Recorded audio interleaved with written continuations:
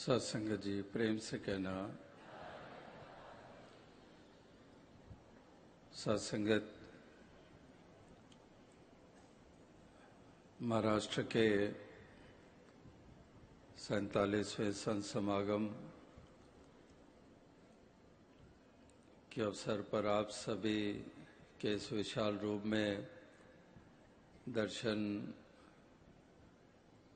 करने का सुअवसर प्राप्त हो रहा है और ऐसी भावनाओं से युक्त आप यहाँ उपस्थित हैं। आप सभी के दर्शन करके प्रसन्नता महसूस हो रही है। जहाँ पर हर बरस ऐसा विशाल आयोजन होता है और आपका बढ़ता हुआ परिवार उसके कारण कुछ वर्षों के बाद मैदान बदल जाते हैं, क्योंकि वहाँ पर स्थान उतना बाकी रहता नहीं है।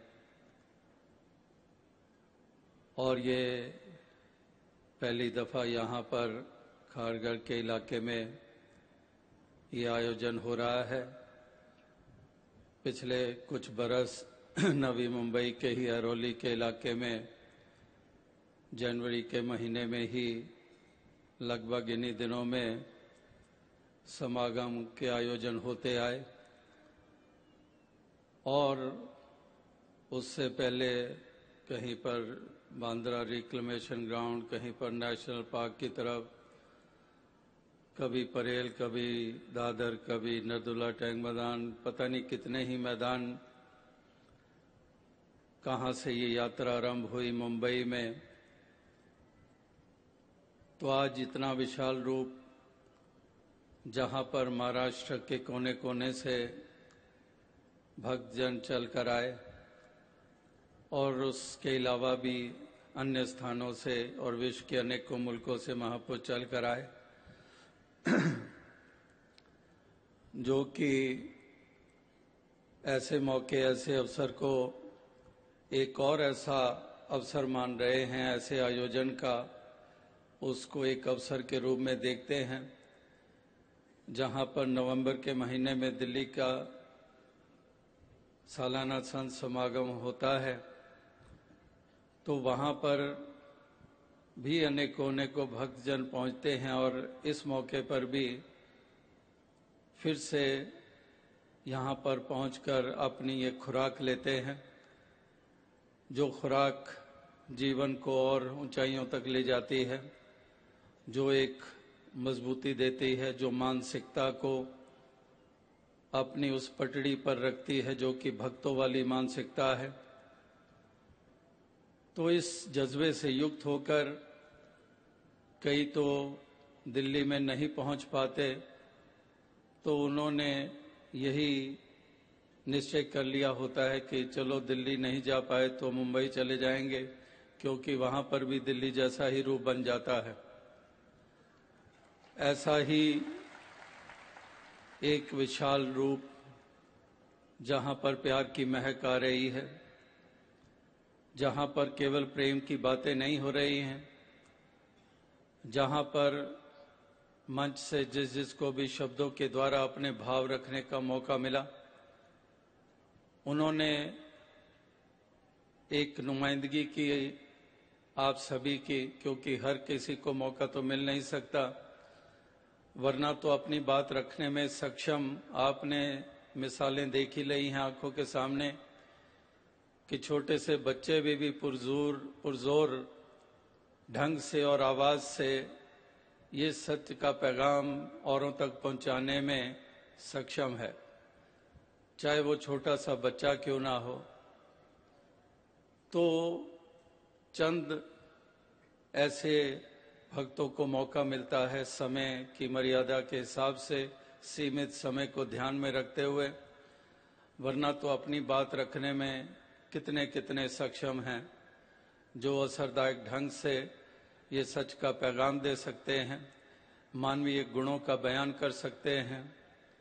तो आज भी जिसको भी अवसर मौका मिला, चाहे उन्होंने अभंगों का सहारा लिया, संत तुकाराम जी, नामदेव जी, समर्थ गुरु रामदास जी की वाणी का सहारा लिया, या फिर उन्होंने कबीर जी की वाणी का सहारा लिया, या फिर उनकी अपनी निजी एक्सपीरियंसेस, या फिर जो उनको ये सत्य की प्राप्ति हुई, जो जीवन जीने का ढंग उनको प्राप्त हुआ, जो नजरियों में बदलाव आया, उसका जिक्र किया।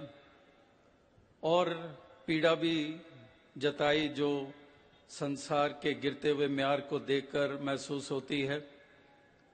अवश्य पीड़ित होते हैं जो ऐसी सज्जन प्रवृत्ति वाले होते हैं, जो भक्त प्रवृत्ति वाले होते हैं, जो मानवता इंसानियत में यकीन रखते हैं, तो उनको अवश्य पीड़ा होती है इंसान के गिरते हुए म्यार को देखकर, जहां पर इंसान ऐसी गिरावट की ओर जाता चले जा रहा है। एक जैसे कि ये पटरी से हट गया है। आजकल इंटरनेट का युग है और अक्सर कोई भी बात करता है, एक दूसरे को से कनेक्शन बनाता है और कहता है कि ऑनलाइन है, वो भी ऑनलाइन है, मैं भी ऑनलाइन हूं। तो उस लिहाज से तो ऑनलाइन है, लेकिन इंसानियत की पटड़ी से देखे तो ऑफलाइन हो गए हैं, लाइन से बाहर हो गए हैं। वो रेखा छोड़ दी है, वो पथ छोड़ दिया है, जहां पर कि वही ऑनलाइन रहने के कारण पता नहीं अनाप शनाप क्या क्या अपलोड कर दिया जाता है, क्या क्या ऐसी गिरावट की तरफ बढ़ते चले जाते हैं। तो कहने का भाव क्या है कि वास्तविकता में इंसान की मानसिकता ऐसी होती चली जा रही है। वरना प्रोज एंड कॉन्स, लाभ और नुकसान हर चीज में है, लेकिन इंसान अगर उन मूल्यों के साथ जुड़ा रहता है, अगर वो जानता है कि भलाई मेरी और औरों की किस में है, तो फिर वो हर ऐसे आविष्कारों का, हर ऐसे साधन का, हर ऐसे पदार्थ का वो इस ढंग से इस्तेमाल करता है कि उसको उपयोगी बना लेता है। उपयोगी मतलब फ्रूटफुल यानी कि सेल्फिशनेस के भाव के साथ नहीं, फ्रूटफुल एक सेल्फलेसनेस के भाव से युक्त होकर कि वाकई उससे मेरा और औरों का भला है। तो हर उस साधन का वो इस ढंग से उपयोग करता है और ना ही उसमें इतना खचित और गलतान हो जाता है। वो हमेशा ही ऐसे ऊंची अवस्था में रहता है, ऊंचे का ध्यान, ऊंचे का एहसास ये करते हुए इस जीवन के सफर को तय करता है। ये मालिक खालिक, ये ऊंचे से ऊंचा, सबसे ऊंचा, और यही ऊंचा जो कण कण में बसता है, घट घट में बसता है। तो इस ऊंचे को ऊंचा मानते हुए, इसका एहसास करते हुए अपनी ऊंचाई बढ़ा लेते हैं, अपने कद को ऊंचा कर लेते हैं और अपने भावों को ऊंचाई तक ले जाते हैं। नीचता वाले भाव तज देते हैं, संकीर्णताओं को तज देते हैं, विशालता को अपना लेते हैं। जो ये ऊंचा विशाल है, ये भी अपनी उस विशालता से युक्त हो जाते हैं। इनके लिए हम मानवीय गुण ही एक मूल्य रखते हैं। ह्यूमन वैल्यूज का जिक्र हुआ, जो कि इस बार नवंबर के समागम में जो इसको एक टॉपिक या स्लोगन कह लें दिया गया, जैसे कि वननेस का नारा दिया गया। और पिछली बार मार्च अप्रैल में जब मुंबई आने का मौका मिला, जनवरी तो ऐसा समागम होता ही है, और वडोदरा गुजरात के समागम से पहले यहाँ पर आने का मौका मिला, तो वहाँ पर भी जहाँ वननेस का तो नारा चल ही रहा था, तो वहाँ पर भी रन फॉर वननेस एक ऐसी हाफ मैराथन रेस का आयोजन हुआ मिशन के द्वारा, तो कभी वननेस का नारा, कभी ह्यूमन वैल्यूज का नारा ये दिया जाता है, कभी हार्मनी का, उससे पहले हार्मनी का। तो ये सारे वो ऐसे गुण हैं, जो ऐसे पहलू हैं, वाकई अगर संसार के इंसानों के मनों में वो घर कर जाएं तो फिर ये जन्नत बन जाए ये धरती। आज इंसान का गिरता हुआ म्यार जैसे दर्शाया भी जाता है महापुरुषों के द्वारा कि सिक्के की कीमत तो गिरती है, पीड़ा भी देती है, मुश्किलात भी हमें उससे महसूस होती है, लेकिन उससे कहीं अधिक पीड़ाजनक बात के इंसान गिरता जा रहा है। इसका नहीं गम गिरी सिक्के की कीमत, अफसोस है कि कीमतें इंसान गिरी जाती है। कि ये जो गिरावट है कहीं अधिक, ये पीड़ा का कारण है, ये नुकसान का कारण है। और ये इंसान इस कदर गलतान हो गया है, ये दुनिया और दुनियादारी और लोभ और प्रलोभनों में, राम माझे मनी राम माझे ध्यानी। तो ये राम माझे मनी, महापुरुष तो कह रहे हैं कि राम मेरे मन में, लेकिन संसार के इंसानों की हालत ये है कि अंग्रेजी वाला मनी, कि राम मेरा ही एक मनी ही मेरा राम है, दौलत ही मेरा राम है, ईमान ही मेरा राम, एक दौलत ही मेरा ईमान है। तो ये मालिक के प्रति ईमान नहीं रखता, मालिक को वो विशेषता नहीं देता है। ये दौलत को, शोहरतों को, ताकतों को, हुकूमतों को ये कितनी अहमियत देता है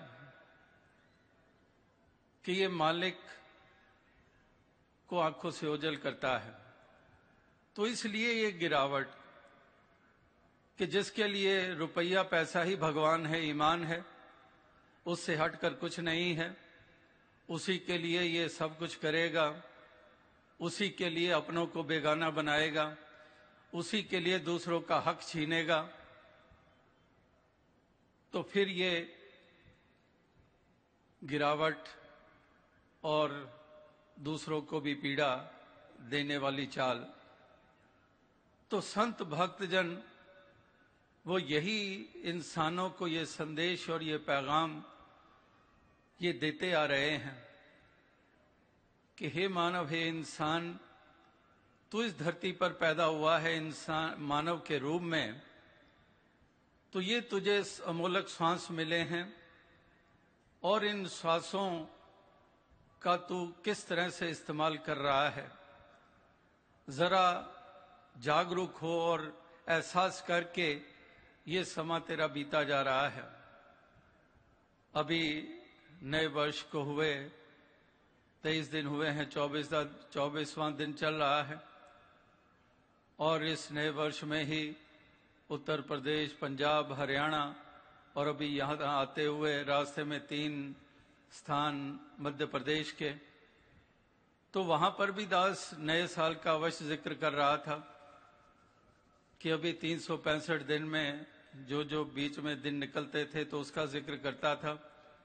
आज 23 दिन बीत गए हैं, आज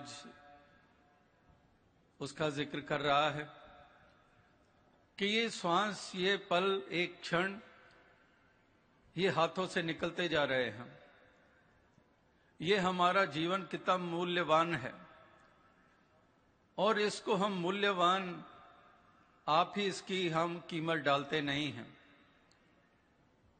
इसीलिए हम जो वैल्यूज हैं, ह्यूमन वैल्यूज, उसको तजते चले जाते हैं।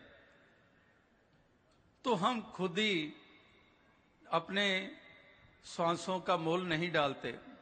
एक लिहाज से तो डालते हैं कि कहीं पर ये लगे कि बस मेरा अंत होने वाला है, मेरे श्वास उखड़ने वाले हैं, मेरी कोई जान लेने वाला है, कहीं पर मेरा ये धड़कता हुआ दिल अचानक रुक जाएगा। उस वक्त मुझे बड़ा एहसास होता है मृत्यु से ज्यादा, क्योंकि जीवन प्रिय है, मृत्यु से भय लगता है, तो उस वक्त अवश्य श्वासों की कीमत मुझे उसका एहसास होता है। लेकिन वास्तविकता में देखें तो उन श्वासों का हश्र मैं क्या कर रहा हूं, उसको कैसे इस्तेमाल कर रहा हूं,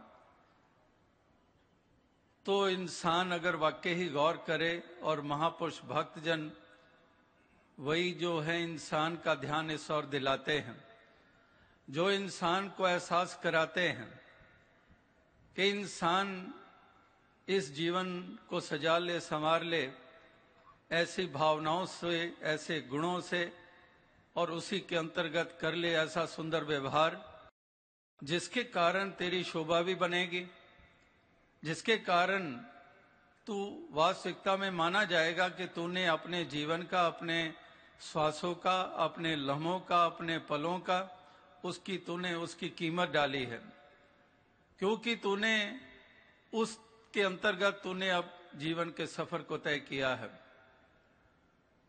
तो ये एक संसार में, जैसे वो कई दफा दास वो मेंशन करता है, जिक्र करता है, एक अंग्रेजी की कहावत कि people in a room become happy when somebody enters the room and people in the room are happy when somebody leaves the room. कि दोनों में एक फर्क, एक कमरे में इंसान मौजूद है, उसमें एक शख्स दाखिल हुआ, he enters the room and he makes those present happy। उसने अंदर दाखिल उसके होते ही जो कमरे में मौजूद थे वो खुश हो गए कि ये एक इंसान आया है खुशी देने के लिए। और दूसरा पहलू जो बताया कि कमरे में लोग जो उपस्थित हैं वो खुश हो गए कब, जब कोई उस कमरे से बाहर निकल गया। वो क्यों खुशी मना रहे हैं किसी के कमरे से बाहर निकलने से? क्योंकि वो इंसान जितनी देर कमरे में था उसने नाक में दम किया हुआ था, वो गाली गलौज के सिवाय उसकी जुबान कुछ बोलती नहीं थी। वो जिस किसी को भी दिलों को दुखाते चले जा रहा था, तो उसका जाना लोगों को राहत मिली। तो ये एक मिसाल, एक उदाहरण कि हम भी सोचे कि हम किस कैटेगरी में हैं, हम किस पंक्ति में हैं, हमारा शुमार किस में आता है। क्या हम उनमें हैं जो कहीं पर भी चले जाएं प्यार की महक लेके जाते हैं? कोई हमारे पास आ जाए वो भी हमसे प्यार की महक लेता है? या फिर मैं वो कोयला हूं जो कि जैसे कोयला ठंडा हो तो हमारे हाथ, हमारे कपड़ों को काला कर देता है, और अगर गर्म हो जाए भट्टी में डाल दें तो उसको पकड़ लें तो छाले डाल देगा। यानी कि कोयले ने दोनों हालतों में नुकसान ही किया। ठंडा था तो काला कर दिया और भख गया, और इतनी उस भट्टी में, और इतना गर्म कि हाथ लगाने से या कपड़ा छुआ तो जल गया, हाथ छुआ तो छाले पड़ गए। तो मैं भी विचारूं कि मेरे भी कहीं यही तो अवस्था नहीं है कि मैं या कालख देता हूं या फिर जलाता हूं। इस तरह से ये इंसान विचार करे, सोचे, और संतों की, महापुरुषों की वाणी, महापुरुषों के वचन, महापुरुषों के आदेश, उपदेश, वो यही इंसान को समझाते आ रहे हैं, झंझोड़ते आ रहे हैं कि इंसान तू एहसास कर कि ये श्वास रूपी पूंजी तेरे हाथों से निकल रही है, छिन रही है, ये रुकने वाली नहीं है। ये पता ही नहीं चलता कब ये जीवन लीला संपन्न हो जाएगी, हमें ख्वाबो ख्याल में भी नहीं होता है। कैसी कैसी घटनाएं हो जाती हैं। पिछले साल ही आपने देखा उत्तराखंड में कैसा एक प्रकोप हुआ। उससे चंद घंटे पहले तक भी किसी को ये आस नहीं थी।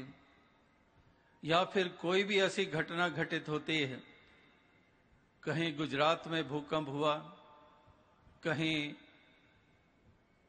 सुनामी आ गई, कभी कुछ,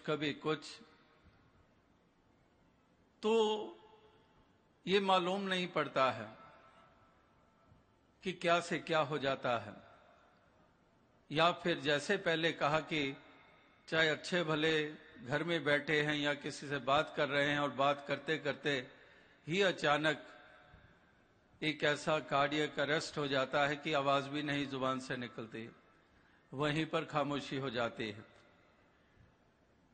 तो ये एक इस भाव से ये जिक्र नहीं हो रहे हैं कि भय दिया जाए।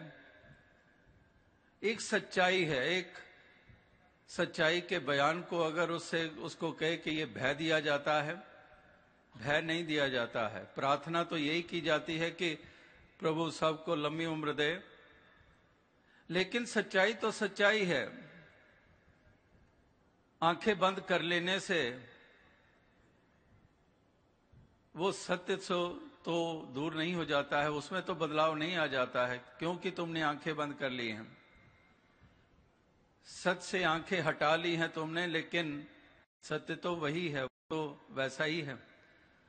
तो ये जीवन की सच्चाइयां, चाहे इनको कठोर कह लें, ये सच्चाइयां तो सच्चाइयां हैं।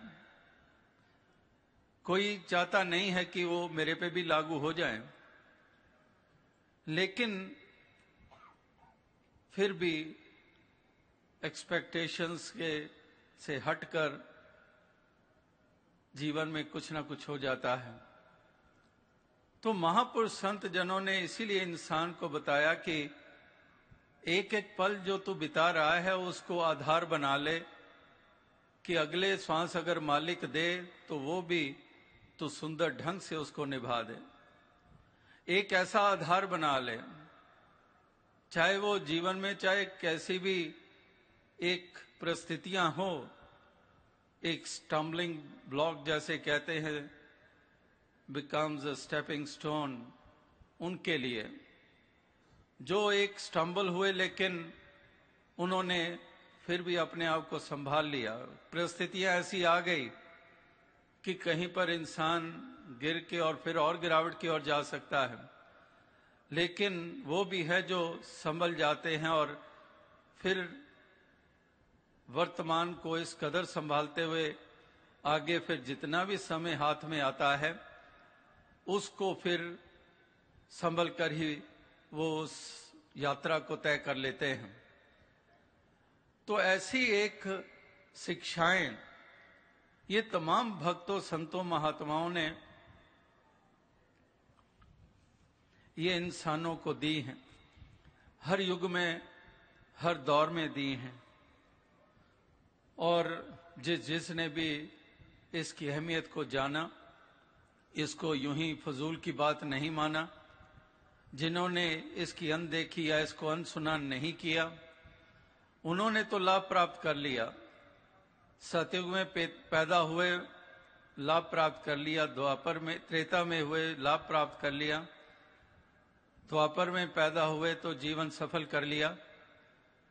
कलयुग में पैदा हुए तो उन्होंने भी अपने जीवन के म्यार को ऊंचा कर लिया। तो इस तरह से आज वर्तमान में जीने वालों के लिए भी यही पैगाम, जिसकी अहमियत जैसे कहा कि हर युग हर दौर में रही है, उसमें कोई बदलाव नहीं, कोई फर्क नहीं आया है। वो उसूल वैसे, वरना तो बाकी हम देखते हैं कि कई कई रूल्स बदलते रहते हैं, कंट्रीज के रूल बदलते रहते हैं, भिन्न भिन्न पहलुओं के रूल्स बदलते रहते हैं। कई मुल्कों की कॉन्स्टिट्यूशंस में चेंजेस आते हैं, तो उनमें हम बदलाव देखते हैं। लेकिन ये जो सच्चाइयां जिनको भक्तों संतों ने बयान किए हैं, या फिर ये प्रभु रूपी सत्य है, या फिर ये जो दुनिया बदलाव में है ये सत्य है, ये हर युग हर दौर में एक सरीका रहा है। इसमें कोई अंतर, कोई फर्क नहीं। तो इसलिए जैसे इस यात्रा में भी और पहले भी दास यही जिक्र करता आ रहा है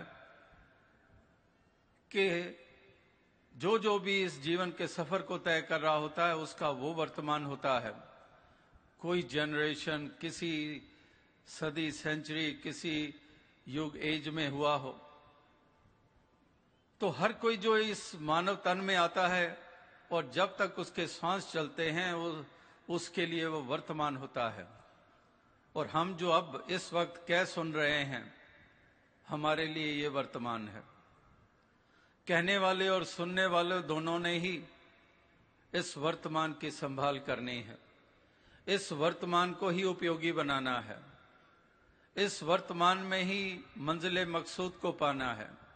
इस प्रभु से नाता जोड़ना है, इसको आधार बनाना है, इसको हृदय में बसाना है और इसी ज्ञान की रोशनी से युक्त होकर संसार को रोशन करना है। अंधकार से उभरना और उभारना है। अंधेरों की ठोकरों से अपने आप को भी और औरों को भी बचाना है। भ्रम और भ्रांतियों का नाश करना है। ये वर्तमान में करने लायक कार्य। दुनिया में भी तमाम कार्य हम जीवित हैं इसीलिए तो कर रहे हैं। कोई शरीर पड़ा हुआ है, श्वास है नहीं, उसको हम क्या कहते हैं, जाओ दुकान पे जाओ सौदा बेचो, वो अब क्या जाएगा। या फिर जो अभी तक कब्र में जा चुके, हमसे पहले हो चुके, उनको हम कहें। तो इस तरह से ये वर्तमान में दुनिया के हम काम भी वर्तमान में ही तो कर रहे हैं। हमारा खाना, हमारा पीना, हमारा सोना, हमारा जागना, हमारा कार्य व्यवहार करना, सब कुछ ये हम वर्तमान में ही तो कर रहे हैं। और एक एक पल जो बीतता है वो अतीत हो जाता है। तो इसलिए संभलने के लिए महापुरुष कहते हैं कि इंसानों संभल जाओ, जानो की कीमत किस चीज की है। एक ऐसे ही जिनका कोई मूल्य नहीं है, जिनकी कोई विशेषता नहीं है, जिसके कारण ना इस जहान ना उस जहान में तुम्हारा यश होने, जिसका मूल्य है उसको हीरे से भी अधिक महत्ता देकर उसको जीवन में अपने कर की तरह पांव के नीचे रौंद देते हो। उसकी तुम्हें जरा से भी कदर कि केवल ये कलयुग के हिस्से में आई है। त्रेता में भी ऐसी नादानियां हुई हैं, द्वापर में भी हुई हैं। सतयुग की पैदाइश थी, क्योंकि सतयुग महान युग, सबसे उत्तम युग, वहां पर भी एक्सेप्शन नहीं, वहां पर भी नादानियां हुई हैं। त्रेता में भी हुई हैं। कहीं हम रावण के पुतले जलाते हैं आज तक, कहीं पर और ऐसे पात्र, कहीं पर हम द्वापर की बातें करते हैं, कहीं दुर्योधन, कहीं कंस मिल जाते हैं। जहां पर खुद पैगंबर मौजूद है वहां पर भी हुई हैं। तो कलयुग में भी इस प्रकार से इंसान भूला है। तो महापुरुष संतजन कहते हैं कि इंसानों, तुम्हारा भी जीवन एक सफल जीवन माना जाएगा अगर इस रूप में सफलता को प्राप्त कर लो। इस रूप में सफलता प्राप्त कर लो कि तुमने इस सत्य को अपनाया, सत्य से नाता जोड़ा, तुमने हृदय में प्रेम को बसाया, और प्यार की दौलत के भागीदार औरों को भी बनाया। वाणी से भी दूसरों के दिलों को सांत्वना दी, सुकून दिया। तो ये लगातार चलती आ रही है कि इंसान सुनकर पढ़कर भी 20 बार उसने कहा बैठ जाओ बैठ जाओ। तो इस तरह से मैं ना मानूं, ये फितरत, ये प्रवृत्ति सदी तक पहुंचते पहुंचते आज तक सारे देवता हो जाते हैं। हमसे पहली जनरेशन्स में बदलाव आता जाता और आज तक इस मुकाम तक पहुंचते पहुंचते तो गुडनेस सब तरफ। तो यही प्रार्थना, यही अरदास, यही शुभकामना की जाती है कि दातार कृपा करे कि सबको सुमति दे। सभी का हित छिपा हुआ है और भक्त महापुरुष ही सारे जहान को अपना मानते हैं, सारे संसार के इंसानों को अपना मानते हैं। इसलिए उन्हीं का नुकसान होते हुए नहीं देख पाते, इसलिए परोपकार के रास्ते पे चल निकलते हैं और ऐसे परोपकार के लिए इतने इतने बड़े बलिदान भी देते आए हैं, इतनी कुर्बानियां भी देते आए हैं। केवल और केवल दर्दकार के तहत ये भक्त महापुरुष संत जन ये लगातार ऐसे योगदान इस संसार को देते आ रहे हैं और इसी के बनते आए हैं। तो यही प्रार्थना की ऐसी प्रवृत्तियां, ऐसी फितरतें आनी चाहिए। जो वैर वास्तव में बढ़ोतरी हो रही है, घृणा, ईर्ष्या में, लोभ, लालच में इजाफा होता चला जा रहा है, उसी के कारण नुकसान होते जा रहे हैं। जैसे वो भी मिसाल दास देता है कि शरीर में हमारे अंग हैं, तो और दूसरी तरफ शरीर को कभी रोग लग जाता है। अगर रोग लग गया है कोई, या कोई छाला, कोई फोड़ा, फिंसी निकल आई है, तो उसमें हम यही चाहते हैं कि अभी ये खत्म ही हो जाए, वैनिश हो जाए। उसका बढ़ना, उस फिंसी का फोड़ा बढ़ना और इस कदर उसका और बढ़ना कि ऑपरेशन करना पड़े, चीर फाड़ करनी पड़े, सर्जरी करनी पड़े, या फिर कोई और रोग हो जाए, उसमें इजाफा, उसमें और फैल जाए। थोड़ी जी एक हिस्से में हाथ पे, स्किन पे एलर्जी है और ग्रेजुअली इट इज इंक्रीजिंग, तो और ज्यादा हमारी परेशानी बढ़ती चली जाती है। तो उसमें हम है तो जिस्म वही है, लेकिन रोग, उसमें इजाफा हम नहीं चाहते कि हो जाए, निरोगता में इजाफा हो। अभी कुछ थोड़ी सी मुझे थकावट महसूस होती है तो वो खत्म हो जाए, मेरा स्टेमिना कहीं अधिक बढ़ जाए, यानी कि उसमें हम बेहतरी ही सोचते हैं, मांगते हैं, चाहते हैं। तो इसी तरह से ये मानसिकता में जो रोग है हमारे, वास्तविकता में हमारे जीवन के रोग बन जाते हैं। शरीर का रोग और जीवन का रोग, तन रोगी या मन रोगी। तो यहां पर जीवन में कोई रोग, इस मन में कोई रोग ये आ जाए, तो इसको खाद देने की बजाय, इसको कायम रखने की बजाय, इसको और मजबूती देने की बजाय, इससे जल्द से जल्द निजात पा ली जाए और फिर सही मायनों में एक सुकून और चैन महसूस करते हुए सुंदर भावनाओं से युक्त होकर इस जीवन के सफर को तय करते चले जाएं। आप भी यश प्राप्त करेंगे, आनंद लेंगे और औरों को भी हम आनंदित करते चले जाएंगे, औरों को भी हम सुकून देते चले जाएंगे और इस तरह से सारे वातावरण को हम सुखद और सुंदर हम बनाते चले जाएंगे। तो दास और अधिक शब्दों का सहारा ना लेते हुए इन्हीं शब्दों से आपसे इजाजत चाहेगा। इस समागम के पहले रोज भी बहुत आनंद आया और दातार कृपा करे कि बाकी का भी जितना समय है इसी तरह से जैसे आप भक्तों ने प्रेम, भक्ति और एक मर्यादाओं का पालन करते हुए मर्यादित ढंग से सुचारुता बनाए रखी आज के दिन भी, तो इसी तरह से आने वाला समय भी इसी भाव से और इसी अवस्था में रहकर आप सभी बिताएं इस समय को और पूर्ण आनंद प्राप्त करें और अपने आप को और एनरिच करें जो भी हमें यहाँ पर प्राप्त हो रहा है। साध संगत जी, धन्य।